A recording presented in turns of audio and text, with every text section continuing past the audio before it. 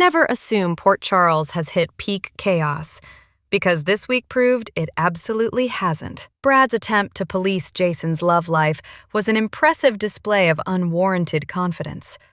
One might think a man with a head shaped like a snack food would avoid provoking someone capable of effortlessly crushing it. But bold choices abound in Port Charles. His demands that Jason stay away from Britt were as unnecessary as they were ineffective. Meanwhile, Jason and Britt continue to display a chemistry that the writers should bottle and distribute. Watching Jason function as a normal, emotionally present adult, one who can ask a woman out without a mob war erupting, was a refreshing reminder of why viewers remain inexplicably loyal to him. He manages the impossible, being both humble and a human fortress. Carly, of course, marches forward as the self-appointed guardian of everyone else's secrets while ignoring her own. Her lack of understanding about Britt's circumstances is matched only by her conveniently selective silence regarding recent dealings with Valentine. Naturally, she seems poised to inform Jason of every overheard syllable between Britt and Jack, because nothing says friendship like weaponizing eavesdropping. If justice is truly coming for Jack, Jason is the preferred delivery system. The brief reappearance of Rick brought a rare moment of warmth, offering Sonny a chance to interact with his brother without needing a body count nearby. Even Liz, typically reduced to acting as a human alibi dispenser, benefited from the ensuing uncertainty surrounding Nathan's return. Speaking of Nathan, the town's collective amnesia regarding science, logic, and mortality remains strong. Two supposedly dead siblings reappearing within the same week is certainly convenient, yet everyone insists on pretending it's normal. Britt's first reaction to seeing this version of Nathan, immediate discomfort and a desperate urge to flee, was more illuminating than any DNA test. If there's nothing off about him, then Port Charles doctors have lost their diagnostic instincts entirely. On the younger end of the spectrum,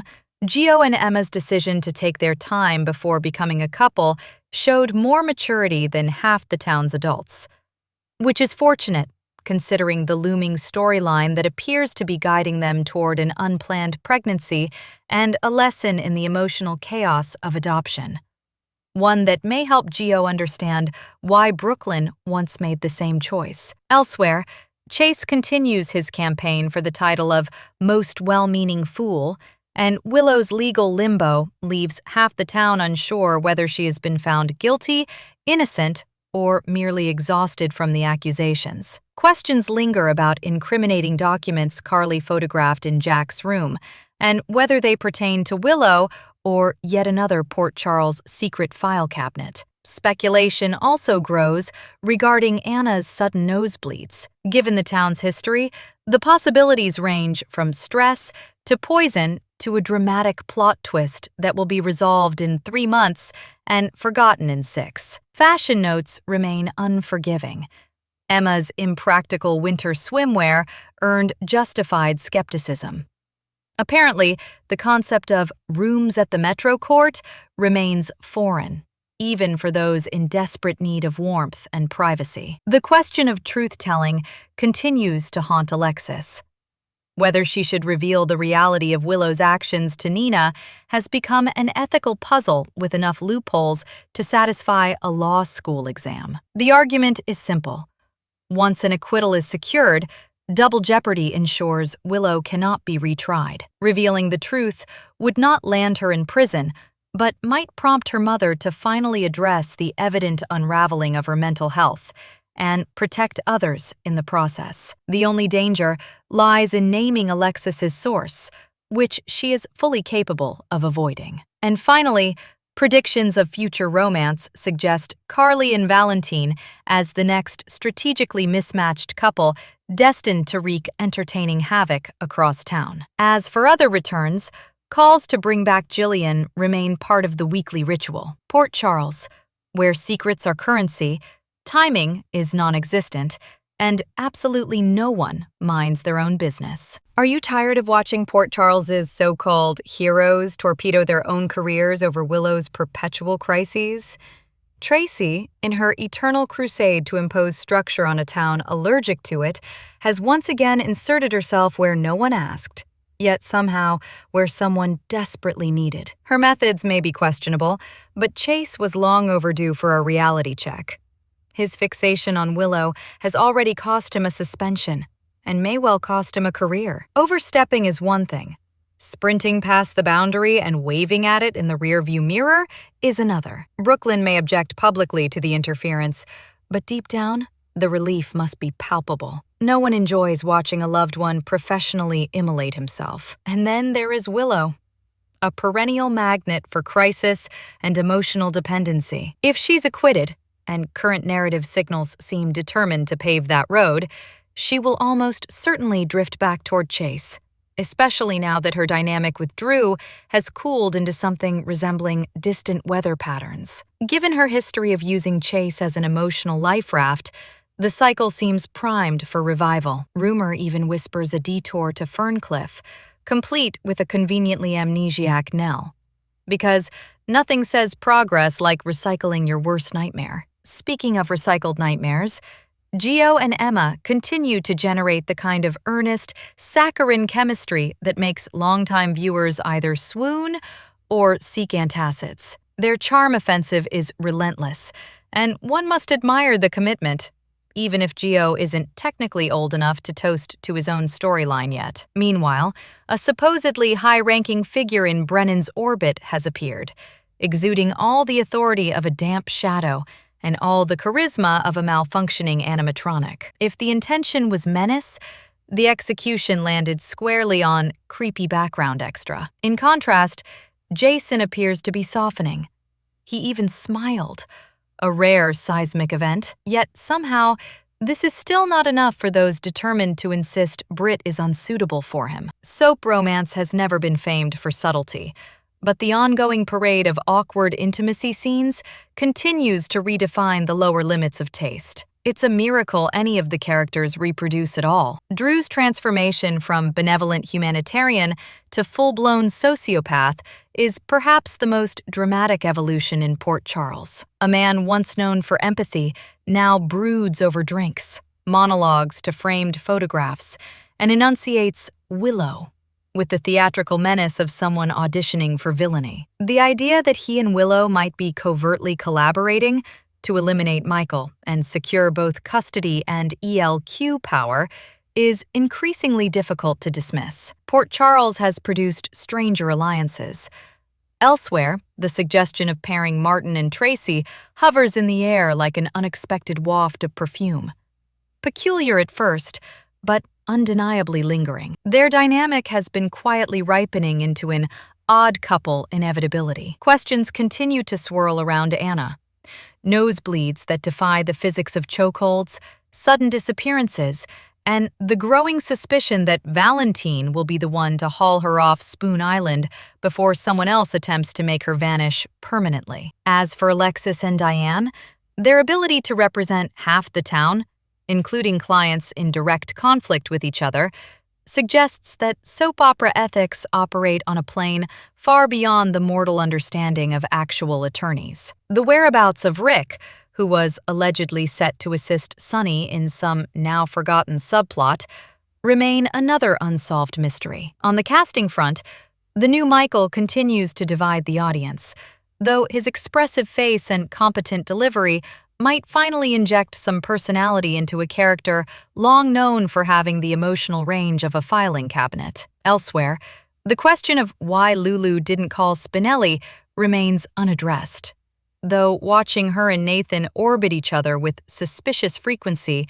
raises the possibility of yet another improbable pairing. Port Charles remains consistent in at least one area. No two characters can share more than 3 scenes without someone predicting romance. In summary, another day, another tangle of implausible alliances, emotional overreactions, and convenient amnesia. Port Charles continues to be a masterclass in chaos, But at least it's never dull. Are you a GH viewer who watches Valentine walk into a scene and instantly knows he'll have to save everyone again? The latest events in Port Charles arrive with all the narrative precision of an axe hurled blindly across a room.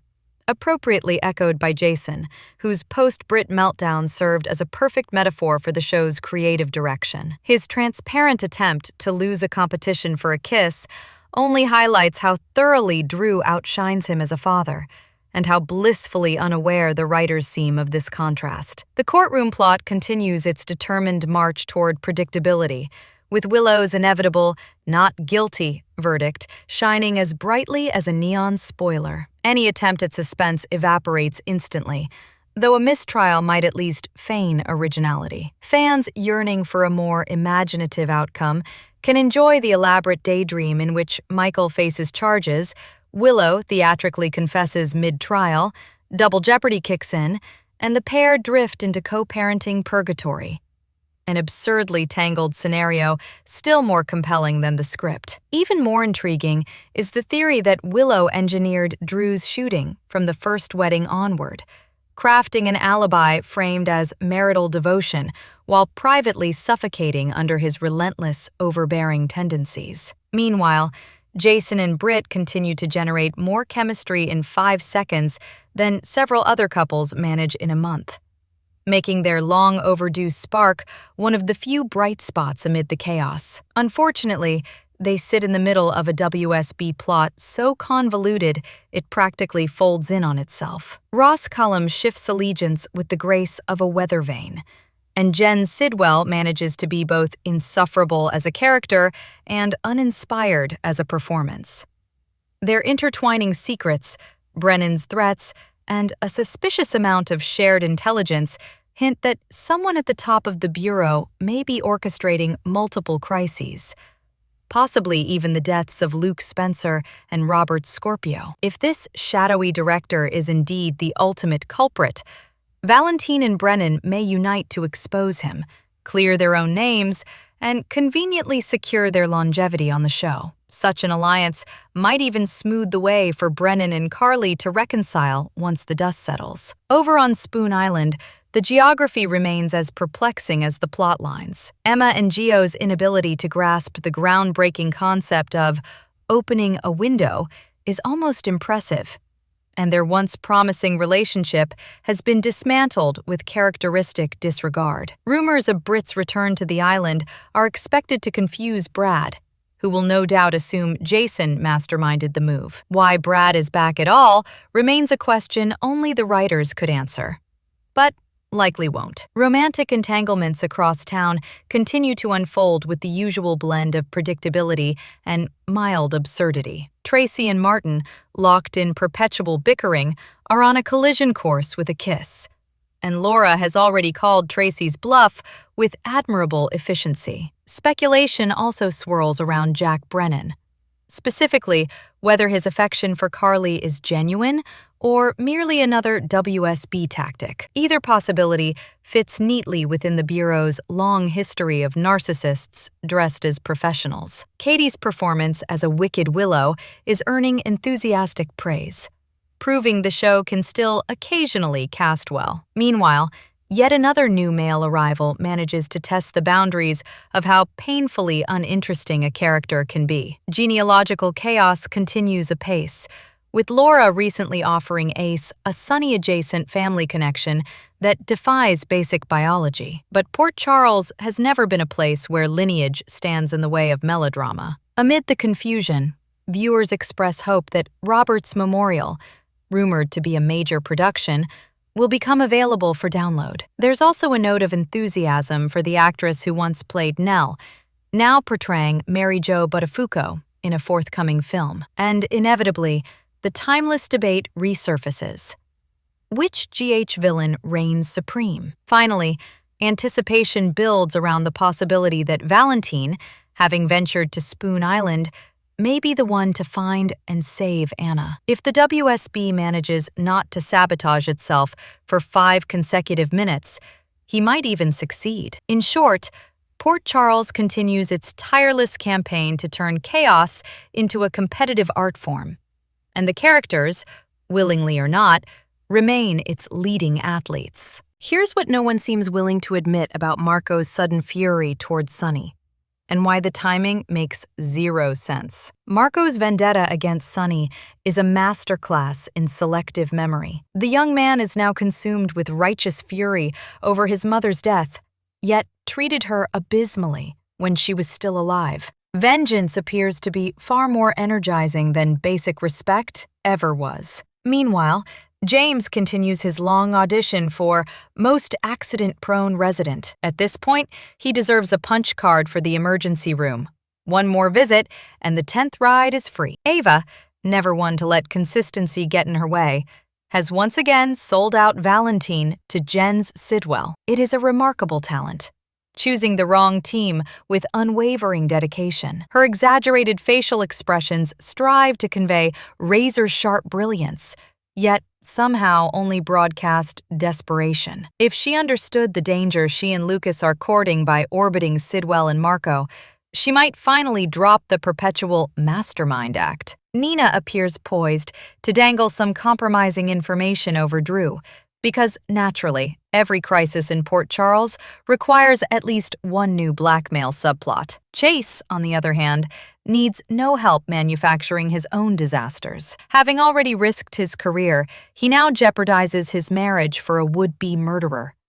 It is a level of foolishness so pure it deserves scientific study. Jason, miracle of miracles, managed to smile. Carly, predictably, responded by meddling in his relationship with Britt, as though she doesn't already have a collapsing romance of her own to mismanage. Callum is busy playing double agent, pretending to be a WSB chief while secretly coordinating with Sidwell. Brennan detected one traitor. Watching him stumble toward discovering the second should be a spectator sport. And lurking behind all of this is the ongoing question: is Valentine being outplayed, or is he quietly orchestrating his own counter-schemes? The Cassadine fingerprints on Sidwell's knowledge are unmistakable, right down to acquiring the infamous dagger Alexis once used. Someone, somewhere, is running a very long con. Alexis, unfortunately, is not running much of anything. Her handling of Kai and Trina's situation has been spectacularly feeble. The district attorney could offer deals, immunity, or at least competence.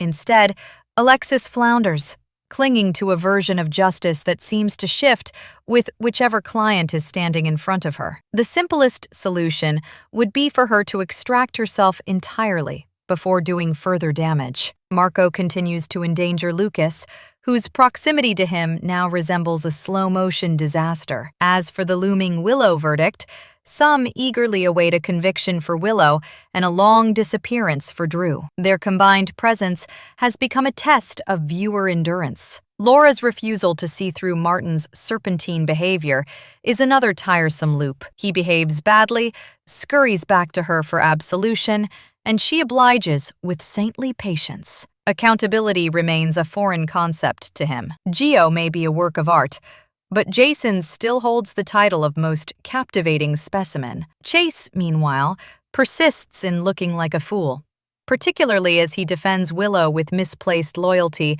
that will soon detonate in his face. John Lindstrom's contractual commitments elsewhere all but guarantee that when Kevin finally returns from Cassadine custody, Ace will be old enough to vote. Time in Port Charles bends only when convenient. Brennan's allegiances grow murkier by the day.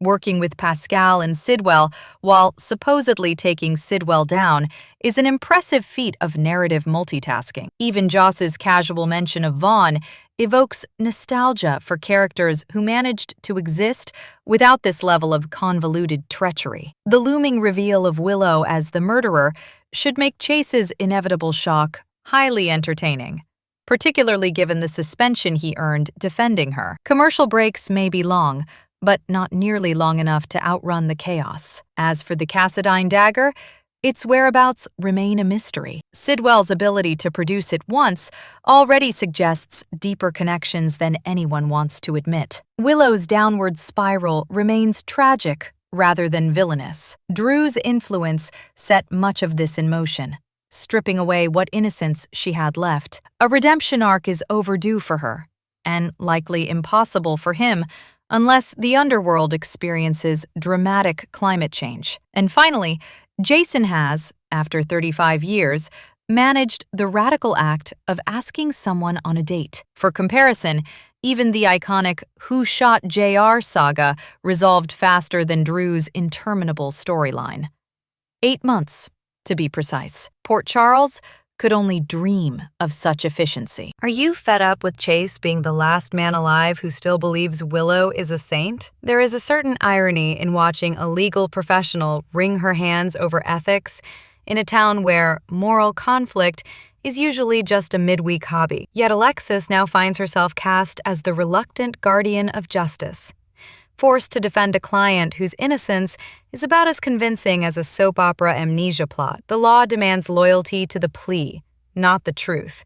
And, unfortunately for her, ethics are not optional accessories one can remove like a pair of earrings. If incriminating information surfaces after the not guilty plea, she is trapped by professional obligation. If it had arrived earlier, she could only request recusal, not drag the client's secrets into daylight. But constraints of the law aside, this tangled affair is positively bursting with opportunities for enlightenment, particularly for Chase, who remains blissfully unaware that Willow, of all people, pulled the trigger on Drew. His infatuation is touching in the same way a toddler wandering into traffic is touching. Charming until the impact. Brooklyn has already spotted the obvious. Willow is playing him, but denial appears to be his favorite pastime. Meanwhile, speculation continues about everything from Scout's birth certificate to the creative ways Alexis might weaponize parentage to protect her family. If biological confusion were currency in Port Charles, the entire town would be retired by now. And speaking of history, the current hand-wringing over Drew's romantic entanglements would be adorable if it weren't so forgetful. This universe has seen far more scandalous bed-hopping. Sam and Alexis sharing Sunny, Carly and Bobby sharing Tony, Ava and Kiki sharing Griffin, Esme and Spencer sharing Nicholas, even Morgan participating in the Kiki-Ava circuit. With that resume, Drew's interactions with Nina and Willow barely qualify as gossip material. Elsewhere in town, long-standing loyalties continue to be rewarded with profound indifference. Decades of Carly's devotion are met with eternal friendship, the kind that leaves her looking foolish and the audience wondering how many times she must be pushed aside before she realizes she deserves someone marginally less dismissive. Romantic misfires abound.